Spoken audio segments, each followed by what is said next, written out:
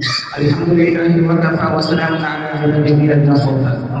Amma ba'du fa'a'udhu billahi minash shaitanir rajim. Bismillahirrahmanirrahim. Ala lahul khalqu wal amr. Tabarakallahu rabbul alamin. Sallallahu alaihi wasallam.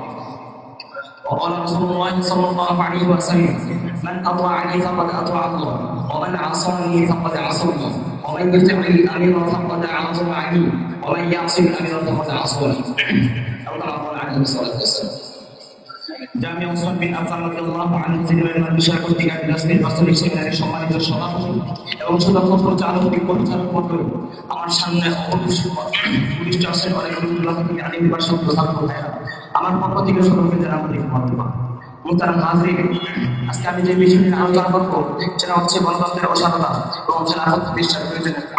আল্লাহ তাআলা যদি চান এই বিষয়ে যে পরিমাণ আলোচনা করবো ইনশাআল্লাহ। ইসলামের সত্য কালেকালের যুগে থেকে ইংরেজি সক্রিয় রাখতে পারি না, নিজেদের হিন্দুদের সৌন্দর্য করার স্বার্থে জন্ম দিয়েছেন অসংখ্য বাতিল অনুমান করার মতো বাতিল কালের গর্বে যাই সংকীর্ণ হয়েছে কিংবা নিক্ষিপ্ত ইতিহাস রাষ্ট্রপতি এমন এই ব্যক্তিগত বাতিল উপস্থিতি মতবাদ হচ্ছে গণতন্ত্র ও সমাজতন্ত্র। এটার মধ্যে রয়েছে আজকের আলোচ্য বিষয় গণতন্ত্রের অসারতা। দেখেন, আধুনিক গণতন্ত্রের মূল কথা হচ্ছে সরকার জনগণের মধ্য থেকে জনগণের দ্বারা জনগণের জন্য নির্বাচিত হবে।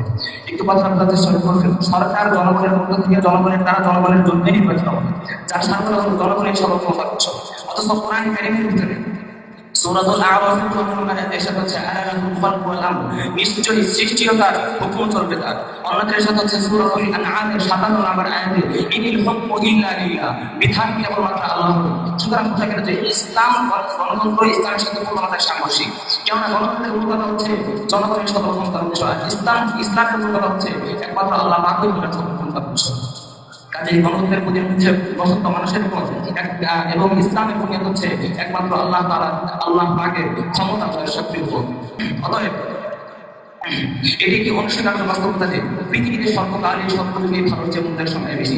এই যেমন দেখেন 650 কোটি মানুষের মধ্যে 500 কোটি মুসলিম আর বাকি 150 কোটি মুসলমান।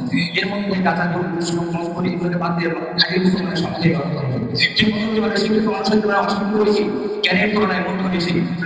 অতএব যদি অধিকাংশ মানুষের প্রাণের কোনো সিদ্ধান্ত নেওয়া হয় তাহলে তাকে নির্বোধ অশিক্ষিত অযোগ্য বলে প্রাথমিকভাবে তার এটি আর সিদ্ধান্ত গ্রহণ করাই হচ্ছে স্বাভাবিক।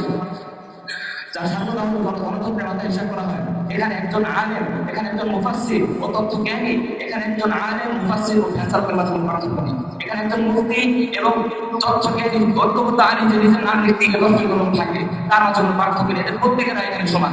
কাজে গণতন্ত্রের বুনিয়াদ গণতান্ত্রিক শাসন ব্যবস্থার স্বার্থে আপনাদের সামনে সংক্ষিপ্তভাবে তুলে ধরতে চাই।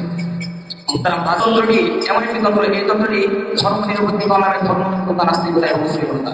এই তন্ত্রটি এমন একটি তন্ত্র যে তন্ত্রে বাক স্বাধীনতা, বিচার মামলা, বিভাষা দিবাচাকের ইত্যাদি দ্বন্দ্ব, ব্যক্তিগত দ্বন্দ্ব ইত্যাদি সকল ধরনের নাগরিককে স্বাধীনভাবে কর্মবিধান দেওয়া হলো।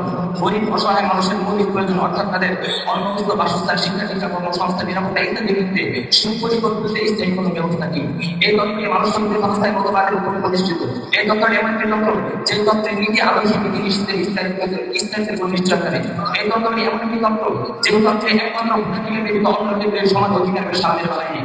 এখানে এমন একটি তন্ত্র যে তন্ত্রের ভিত্তিতে মোনাফিকতা, হত্যাবাদী, বন্যবিধান, নারী নির্যাতন ইত্যাদি সহ সকল ধরনের সামাজিক অভিযোগে তাদেরকে মুক্তি করার কোনো সুযোগ ব্যবস্থা নেই।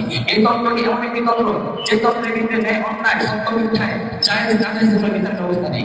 এই তন্ত্রটি এমন একটি তন্ত্র যে তন্ত্রের ভিত্তিতে আইন আছে, যে তন্ত্রের ভিত্তিতে আইন আছে